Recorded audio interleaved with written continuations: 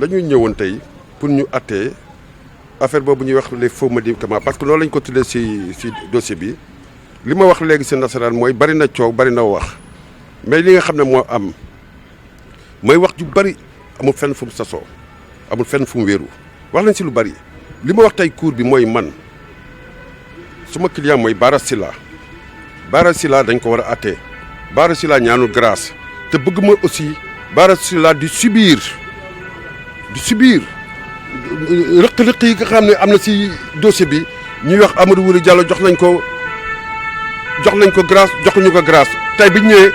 andi lañ décret bi nga xam ne jox nañ ko grâce le 3 avril 2019 versé nañ ko dans la procédure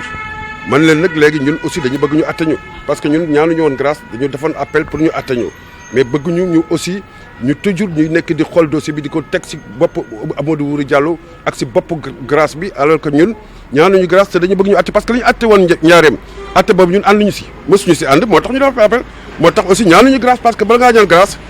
il faut nga xaar ba lépp jeex bañ atte ba mu jeex tàkk ñun ñaanuñu grâce dañu bëgg ñu attewaat ñu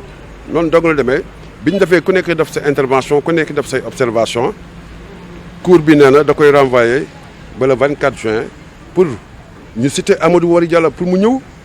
parce que loolu aussi lu bees la si dossier bi te dañ koy rafetlu ensuite pour que ñu avocat yëpp daje fii ñu mën ko atte le 24 juin loolu daal lañ tënk ko gun loolu lañ décidé te le 24 juin aussi mën na ñëw aussi bu fekkee ne dossier bi nekkul en état aussi mën nañ ko renvoyer mais li nga xam ne daal moo leer mooy le 24 dañ ko renvoyer pour ku nekk jël sa matuwaay pour ñu mën ko attee bu ñëwtee loolu cour bi mooy apprécier du man maître Khassim cour bi mooy apprécier moo si tirer les conséquences buñ si demee ba si biir bu neexee yàlla dana leer si bëtul nit ñi ne Bara Sylla lu bari ñu ngi koy tumal lu bari ñu ngi koy taxal ñu bari lu ñu koy waxal te dara sasu si dara du si dëgg première instance bi ñu ngi ko jugé woon jàpp ma date bi exactement mais tëjoon nañ ko 7 ans parce que tout simplement dañu wax ne il était responsable de délit d'exercice illégal de pharmacien c'est-à-dire day doxal ne moom pharmacien la te du pharmacien contrebande ak trafic yooyu lañ ko tëjee woon 7 ans amaan ko mais yooyu yëpp moo tax bu ñu ko attee ànduñu si ñu relever appel parce que yoon moo ñu may bu ñu la attee te àndoo si nga demande appel bu ñu demee appel aussi dana xool ba xam dossier bi avec la sérénité ak pondération bi nga xam ne nii c'est nécessaire ñu xool ba xam ku nekk fànn bi nga def ak li nga def ñu la mën a sanctionner bu fekkee waruñu la sanctionner ñu bàyyi la nga dem parce que yoon aussi dafa am fu mu wéeru yoon aussi dafa am fu mu toog. am na grâce bi suñu avocat mi ngi xaar copie grâce bi waaye nag grâce bi lan moo ko indi waru ko woon am kooku ñëpp wax nañ ko borom juge ñi nga xam ne seen xam-xam màcc na ci mbirum droit wax nañ ko Amadou Wuri Diallo amuloon grâce léegi nag affaire bi dañ ko renvoyé ba le 24 juin sur la demande de certains des avocats. Et le procureur a voulu que Amadou Wuri Diallo aussi comparaisse le 24. Donc il y a une citation qui voudrait que Amadou Wuri Diallo comparaisse. Ça nous permet, excusez-moi, je reprends le français. Donc Amadou Wuri Diallo, procureur bi jox na ko benn citation pour mu ñëw le 24 juin. kon loolu danañu mën a gindi ci problème bari li nga xam ne moom laa ci yokk mooy bi lii amee dañoo commencé waat dal ci kaw pharmacie yi ci weeru yàlla dajji nañ 4 pharmacie diggante Diourbel ak Touba. 2 pharmacie Diourbel ak Touba ci 1 semaine et pharmacie bi ñu mujjee dajji nag dafa aay woon garde donc ñun dañoo bàyyi woon suñu mouvement pour population yi pour mën continuer leen jox garab waaye pharmacie bi aay garde dañ ko attaqué yóbbu xaalis ba terroriser famille am kon nag ma yaakaar ni ñun war ñu joxe le service de garde pour les populations alors que suñuy bakkan dafa nekk ci xottu gerte bu lii continuer nag danañu demander xawma au niveau national ban décision mais dans la région de Diourbel danañu demander benn pharmacie bu mu tijjeetu guddi parce que du ñu tijji guddi nag ay bandits du ñu attaqué fukki bandi lañ juróom benn nit dugg nañ ci néegam kon loolu mënut a continuer li ko waral nag mooy marché parallèle bi moo indi lii lépp mooy indi cabrage pharmacie. bu ñu fàttali ni ba ñu jëkkee ñëw fii ñu woo dossier bi le 13 mai président dafa ubbi woon dossier bi woo Bara Sylla mu taxaw ni ana Mamadou Wuri Diallo gisul dara ci këyit bu mën a wane ni Mamadou Wuri Diallo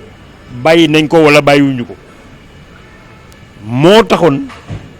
président dàq dossier bi ba tey bi ñu ñëwee yéen ñëpp yéen a ko fekkeendoo bi ñu ubbee dossier bi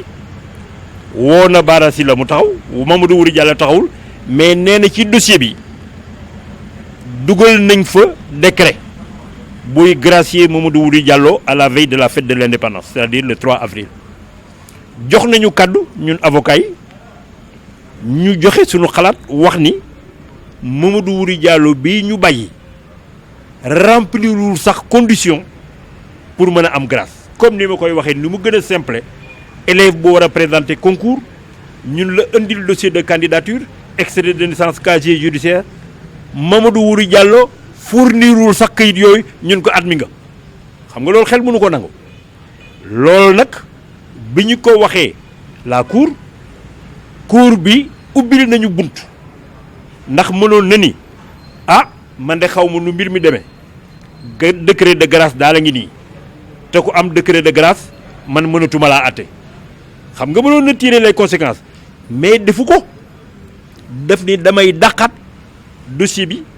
yóbbu ko ba le 24 juin weer wi ñëw nañu cité maanaam nañu yóbbul këyit Mamadou Wuri Diallo ci dans son dernier domicile connu Kaolack ci liñ ci neex c'est que kiy toppaate di parquet général ànd na ci wax boobu donc soo leen seetee mbir yi kenn tirewul benn conséquence ci affaire u décret grâce bi kenn tirewu ko ci te suñ fa demee le 24 juin Mamadou Wuri Diallo taxawul fekk ñu cité ko danañ ko condamné te grâce bi ci am effet évidemment lii indi boobu yaakaar mooy tey